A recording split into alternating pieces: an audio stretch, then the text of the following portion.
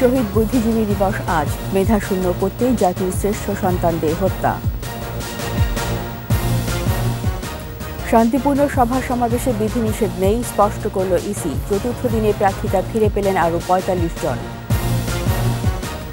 আগামীতে বাড়বে রিজার্ভ, বলছে আইএমএফ। ঋণের দ্বিতীয় কিস্তি ছাড় যোগ হবে শুক্রবারের মধ্যে। আন্দোলনের নামে মানুষ হত্যা রাজনীতি করলে শাস্তি পেতেই হবে বললেন প্রধানমন্ত্রী। এফবিসিসিআই নেতাদের সঙ্গে মতবিনিময়।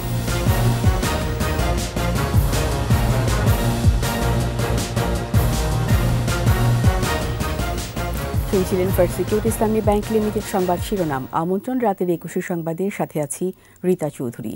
দর্শক, ২১ টেলিভিশনের সংবাদ একই সাথে সরাসরি দেখতে পাবেন আমাদের ফেসবুক পেজ www.facebook.com/2124 অনলাইনে। শুরুতে বিজয় মাসের খবর।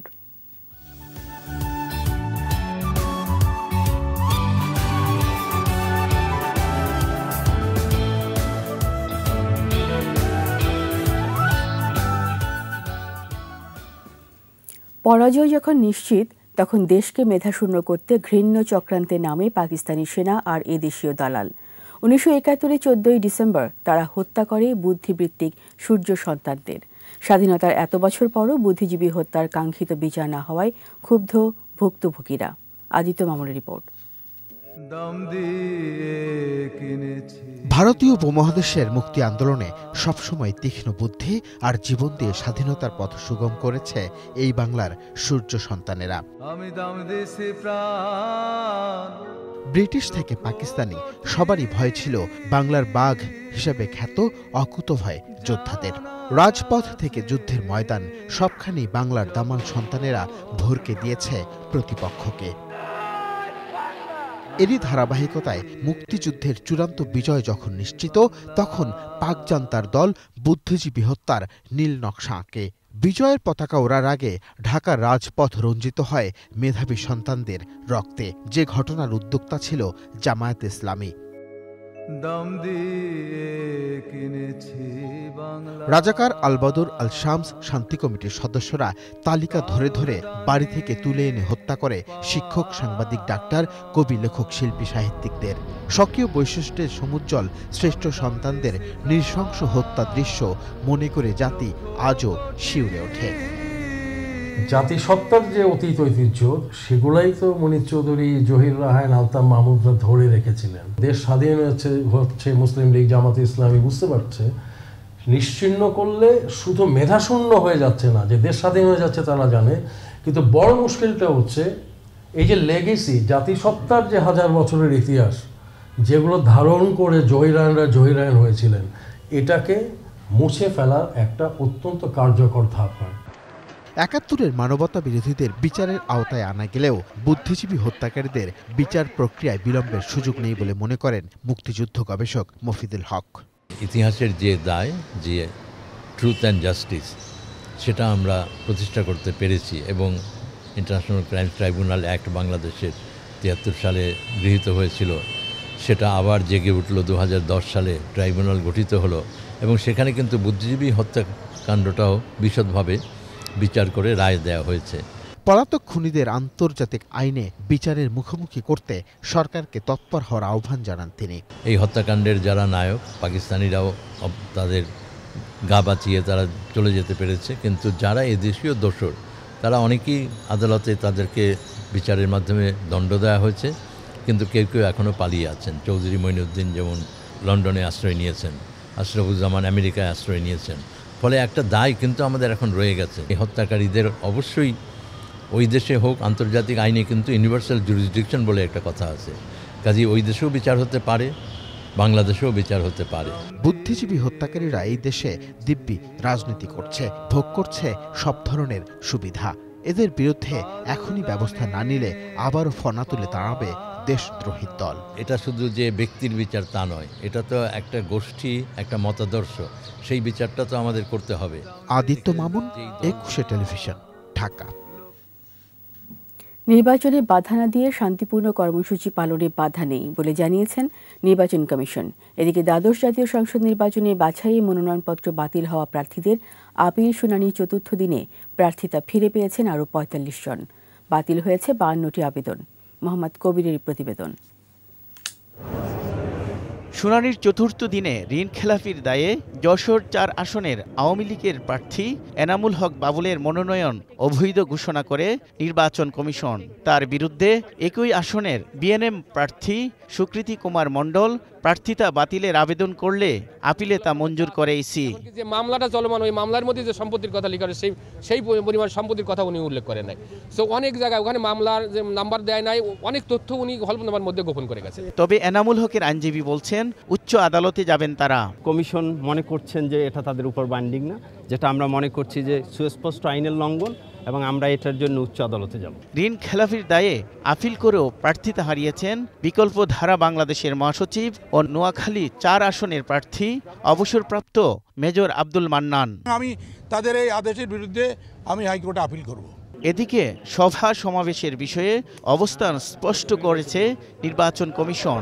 নির্বাচন কমিশনার মোহাম্মদ আলমগীর জানিয়েছেন, শান্তিপূর্ণ সমাবেশে কমিশন বাধা দেবে না। সুষ্ঠু নির্বাচনের পরে কেউ বাধা দেয় বা এটা প্রতিহত করে, সেটা আমাদের আইন অনুযায়ী এটা অপরাধ।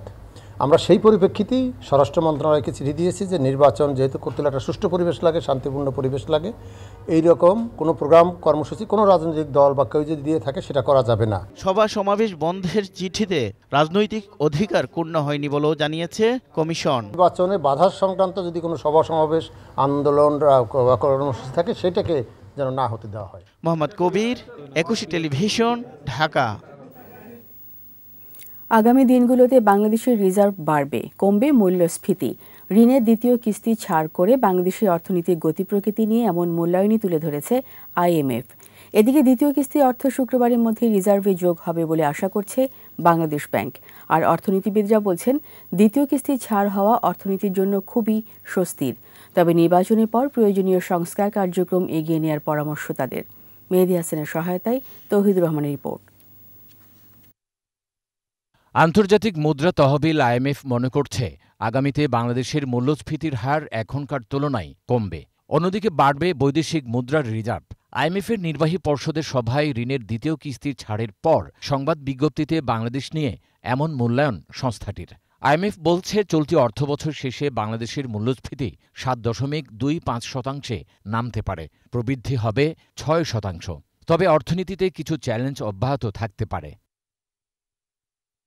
এদিকে দ্বিতীয় কিস্তিতে ৬৮ কোটি ৯৮ লাখ মার্কিন ডলার ছাড়ের প্রস্তাব অনুমোদন করেছে IMF বোর্ড। ফিগারটা হচ্ছে $689.8 মিলিয়ন মতো।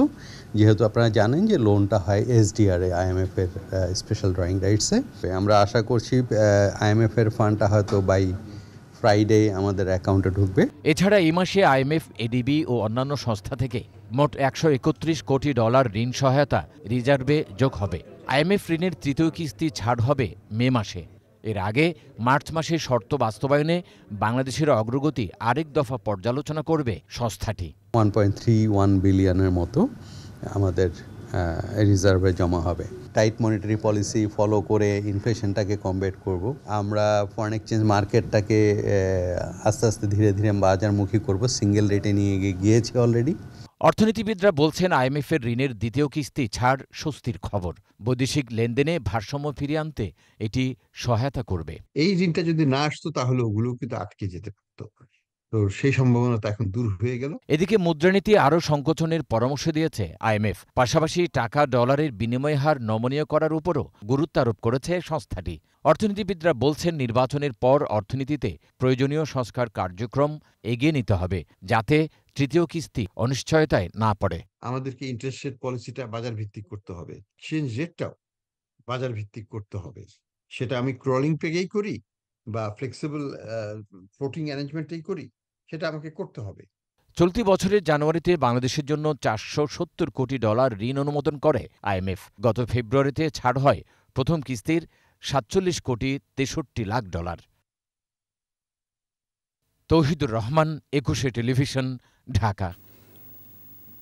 প্রধানমন্ত্রী শেখ হাসিনা বলেছেন, আন্দোলনের নামে যারা মানুষ হত্যার রাজনীতি করে তাদের ক্ষমা নেই, তাদেরকে শাস্তি পেতেই হবে।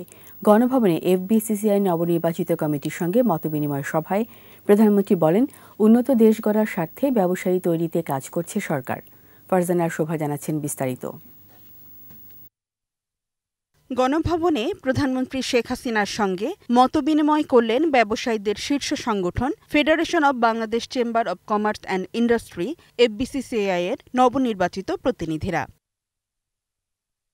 ব্যবসায়ীদের কাছ থেকে সাম্প্রতিক ব্যবসায়িক পরিস্থিতি জানার পর শুভেচ্ছা বক্তব্য দেন সরকার প্রধান। বলেন, ব্যবসাকে বেসরকারি খাতে উন্মুক্ত করে দেওয়ার পর অনেকটাই এগিয়েছে দেশের অর্থনীতি। বাণিজ্য মাত্র প্রতি বছরে একটা নীতিমালা হতো, আমরা সেটা দীর্ঘমেয়াদী করে দিলাম।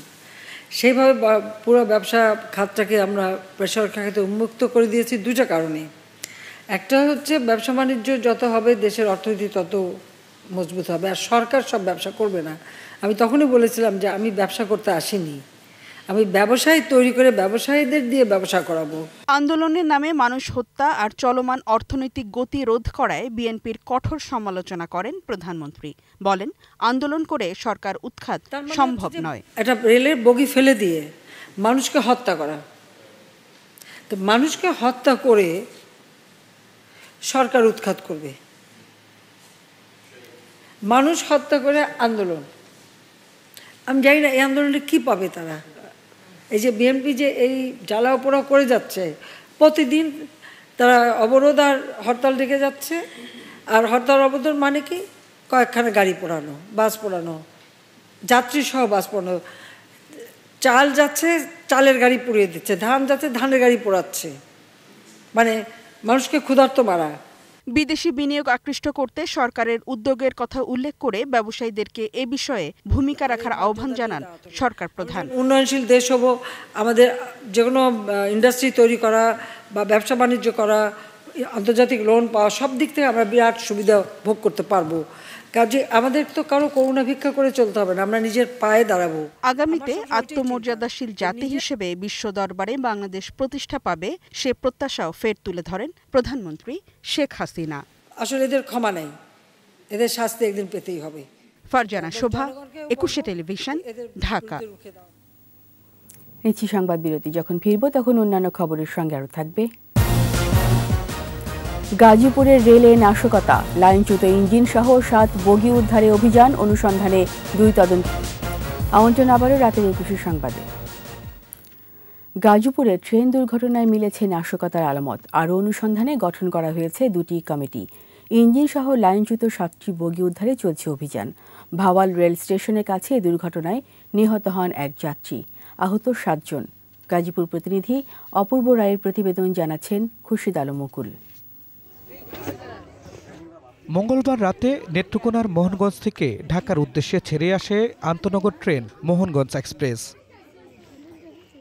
ভোর 4:15টার দিকে গাজীপুরের জয়দেবপুর ময়মনসিংহ রেল সড়কের ভাওয়াল রেল স্টেশনে দুর্ঘটনার কবলে পড়ে ট্রেনটি।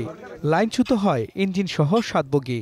ঘটনাস্থলে নিহত হন 1 জন। নেত্রকোনা থেকে উঠছি, ওটার পরে তো এদিকে 4টা বাজে বিভিন্ন ধরনের ঝাঁকুনি শুরু হয়েছে। 3টা ঝাঁকি দেওয়ার পরে এটা বন্ধ হয়ে গেছে, জেনারেটরও বন্ধ হয়ে গেছে, বগি বন্ধ হয়ে গেছে, একবারে চলা বন্ধ হয়ে গেছে আর কি। পরে আমরা নেমে দেখলাম যে আমাদের ওই রেল লাইন কাটা আর কি। আমরা তো ভাবছি মানে কি একটা শুরু হয়ে গেছে, ভূমিকম্পের মতো একটা অস্তিত্ব হারা হয়ে গেছে। পরে ওইটা দেখে অবস্থা কাহিল, সামনে অনেকেরই মানে কাটা একটা লাইন দেখলাম, আর এছাড়া বগি 6টা পড়ে 6:30 পড়ে রয়েছে, ইঞ্জিন পড়েছে নিচে। রাতে রেলপথের প্রায় 20 ফুট অংশ কেটে ফেলা হয় বলে জানায় রেল কর্তৃপক্ষ। ঘটনাস্থলে মিলেছে লোহা কাটার যন্ত্রে ব্যবহৃত গ্যাস সিলিন্ডার। 6টি কোচ একদম লাইন থেকে ছিটকে পড়ে আছে, একটা ম্যাসিভ দুর্ঘটনা। এবং এতগুলো কোচ আপনার রিপ্লেস করে আজকে ট্রেনটি চালানো সম্ভব হবে কিনা সেটা চিন্তা ভাবনার বিষয়। এটি পরিকল্পিত নাশকতা বলে জানান জেলা প্রশাসক। জেলা প্রশাসনের 5 এবং রেল কর্তৃপক্ষের 7 সদস্যের 2টি পৃথক তদন্ত কমিটি গঠন করা হয়েছে। আমরা অনুসন্ধান করে এখানে দেখলাম এখানে প্রায় 20 ফিটের মতো রেললাইন পাত অক্সিজেন সিলিন্ডার দিয়ে বাসাবাড়িতে ব্যবহৃত একটি সিলিন্ডারও আমরা এখানে পেয়েছি। 2টি সিলিন্ডার উদ্ধার করা হয়েছে। সার্বিক বিবেচনা এটা একটা নাশকতামূলক কাজে আমরা প্রতীয়মান হয়েছে। নাশকতাকারীদের ধরতে কাজ করছে আইন শৃঙ্খলা বাহিনী। গোয়েন্দারা কাজ করছে, সাথে সাথে আমাদের র্যাব কাজ করছে এবং সাদা পোশাকে যারা আছে গোয়েন্দা তারা কাজ করছে। আগামী 3 কার্যদিবসের মধ্যে তদন্ত কমিটিকে প্রতিবেদন জমার নির্দেশ দেওয়া হয়েছে। খুরশিদ আলম মুকুল, 21 television. Alok health care and হাসপাতাল ভোটের খবর।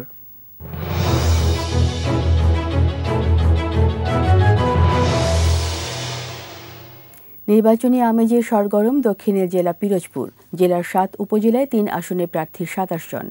পিরোজপুরে একে মৎস্য ও প্রাণী সম্পদ মন্ত্রী সম রেজাউল করিমকে চ্যালেঞ্জ জানাচ্ছেন জেলা আওয়ামী লীগের সভাপতি সাবেক এমপি AKM আওয়াল। 2 জেলা আওয়ামী লীগের সাধারণ সম্পাদক অ্যাডভোকেট কানাইলাল বিশ্বাসের বিরুদ্ধে প্রার্থী সাবেক জেলা পরিষদ চেয়ারম্যান মহিউদ্দিন মহারাজ। সুষ্ঠু ভোটে পছন্দের এমপি নির্বাচিত করতে চান ভোটাররা। প্রতিনিধি শিরিন আফরোজের রিপোর্ট জানাচ্ছেন আকবর হোসেন সুমন।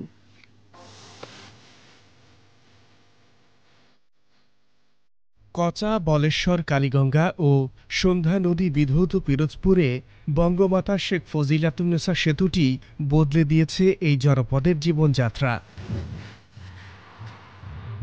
এখন আর ফেরির জন্য অপেক্ষা নয়, দৃষ্টিনন্দন সেতুটি গোটা অঞ্চলের যোগাযোগ সহজ করেছে। শুধু এই সেতুটিই নয়, কয়েকশো কিলোমিটার নতুন সড়ক ও সেতু, বিদ্যুৎ সংযোগ রীতিমতো গ্রামকে শহরে পরিণত করেছে। এছাড়া বঙ্গবন্ধু বিজ্ঞান ও প্রযুক্তি বিশ্ববিদ্যালয়, হাউজিং এস্টেট, 250 শয্যার হাসপাতাল, কারিগরি প্রশিক্ষণ কেন্দ্র, নতুন পাসপোর্ট অফিস, প্রস্তাবিত অর্থনৈতিক অঞ্চলেও বদল আসছে জীবনযাত্রায়। তাই ভোটারদের ভাবনায় উন্নয়ন। এই সেতুটা হয়ে বর্তমান সরকার আমাদের যে উপকার করেছে এটা আসলে অকল্পনীয়। আমরা তার কাছে কৃতজ্ঞ। এই উন্নয়নের ধারা অব্যাহত রাখতে হলে আবারও নৌকায় সবাইকে ভোট দিয়ে নৌকাকে জয়যুক্ত করতে হবে। আওয়ামী লীগ সরকার যে এই 5 বছর এত উন্নয়ন করছে, অন্য কোনো সরকার আইলে যে পারতো আমার মনে হয় না। আমি দেশের উন্নয়নে জনগণের স্বার্থে নৌকায় আমার প্রথম ভোটটি দিতে চাই। পিরোজপুর 1 আসনে আবারও আওয়ামী লীগের প্রার্থী সম রেজাউল করিম। তবে নিজ দলেরই জেলা সভাপতি AKM আউয়াল তার বিরুদ্ধে অবস্থান নিয়েছেন। তারপরেও জয়ে আশাবাদী সম রেজাউল। শেখ হাসিনা না থাকলে এই দক্ষিণ অঞ্চলের পদ্মা সেতু, সুন্দর রাস্তা, বেকুটিয়া সেতু, পাটগাতি সেতু কিচ্ছুই হতো না যদি শেখ হাসিনা না আসতো। সেজন্য আবার আমাদের শেখ হাসিনাকে দরকার। পিরোজপুর 2 আসনে নৌকার প্রার্থী জেলা আওয়ামী লীগের সাধারণ সম্পাদক অ্যাডভোকেট কানাইলাল বিশ্বাসকে চ্যালেঞ্জ জানিয়ে নির্বাচনী মাঠে নেমেছেন একই দলের নেতা মহিউদ্দিন মহারাজ। এই আসনেই আরেক শক্তিশালী প্রার্থী বর্তমান MP JP chairman Anwar Hossain Manju আছেন নির্বাচনী লড়াইয়ে। 3 সাবেক ছাত্রনেতা আশরাফুর রহমানকে লড়তে হবে জেপি প্রার্থীর বিপক্ষে। তবে সবগুলো আসনে জয়ের ব্যাপারে আশাবাদী জেলা আওয়ামী লীগ। ঐক্যবদ্ধভাবে এই উন্নয়নের রাজনীতির সাথে সম্পৃক্ত হওয়ার জন্য, জননেত্রী শেখ হাসিনার পাশে থাকার জন্য আমি আপনাদেরকে অনুরোধ জানাই। আওয়ামী লীগের স্বতন্ত্র প্রার্থী থাকায় সহিংসতার আশঙ্কা করছেন অনেকেই। নির্বাচনের প্রক্রিয়াটা যাতে সুন্দরভাবে এবং সুশৃঙ্খলভাবে হয়, মাননীয় প্রধানমন্ত্রী নিশ্চয়ই সেই ব্যবস্থা নেবেন। জেলার সবগুলো আসনেই জমজমাট লড়াই হবে বলে মনে করছেন সচেতন মহল। বাংলাদেশের সমস্ত জেলায় ট্রেন লাইন যাচ্ছে, আমরা পিরোজপুর অবহেলিত হয়ে আছি। আমরা চাই যে আগামী এই সরকার ক্ষমতায় যাক এবং আরও উন্নয়নের সাথে সাথে আমাদের পিরোজপুরেও যেন আমরা ট্রেনের সেরকম সুযোগ সুবিধা পাইতে পারি। উৎসবমুখর ভোটে যোগ্য প্রার্থীকে নির্বাচিত করে সংসদে পাঠাতে চান পিরোজপুরের মানুষ। আকবর হোসেন সুমন, 21 টেলিভিশন। এর সাথে শেষ করছি রাতের 21 সংবাদ। যাবার আগে ফার্স্ট সিকিউরিটি ইসলামী ব্যাংক লিমিটেড সংবাদ শিরোনামগুলো আরও একবার। শহীদ বুদ্ধিজীবী দিবস আজ, মেধাশূন্য করতেই জাতির শ্রেষ্ঠ সন্তানদের হত্যা। শান্তিপূর্ণ সভা সমাবেশে বিধিনিষেধ নেই, স্পষ্ট করল ইসি। চতুর্থ দিনে প্রার্থিতা ফিরে পেলেন আরও 45 জন। আগামীতে বাড়বে রিজার্ভ, বলছে IMF। ঋণের দ্বিতীয় কিস্তি ছাড় যোগ হবে শুক্রবারের মধ্যে। আন্দোলনের নামে মানুষ হত্যার রাজনীতি করলে শাস্তি পেতেই হবে, বললেন প্রধানমন্ত্রী। BCCI নেতাদের সঙ্গে মতবিনিময়।